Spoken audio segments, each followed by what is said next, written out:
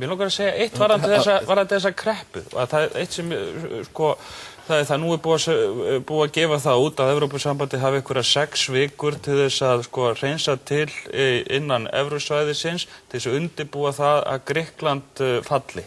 Að Grikkland hætti að greiða skuldir sínar og það er verið að reisa núna eldveggi á milli sko skulda í Grikklandi sem munu væntanlega falla að einhverju leyti og svo annarra ríkja í Evrópusambandinu og þeir hafa 6 vikur til þess að klára það mál og það eru auðvitað ekkert mál því að Grikkland er ekki nema 2% af þessu heildarkerfi.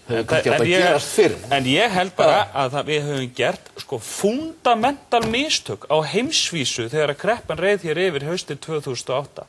Þar sem að allir þjóðarleiðtogarnir fóru í það að bjarga öllum skuldum og það var slegin upp sko skjaldborg fjármagnseigendur. Allir þeir sem áttu peninga skildu fá hverja einustu krónu greidda tilbaka með vöxtum upp í topp og þetta er sko velferðarkerfi andskotans. Þar sem að sko fjármálafustum er bjargað með allt sitt en fólkinu er látið sitja eftir og blæða. Og nú ætla að menna endurtaka þessi mistök aftur með því að fjármagna þessa banka upp í topp.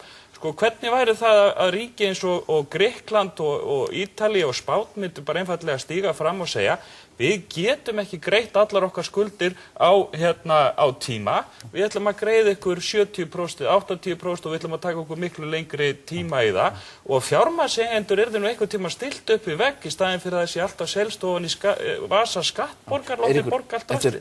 Mikið ræða.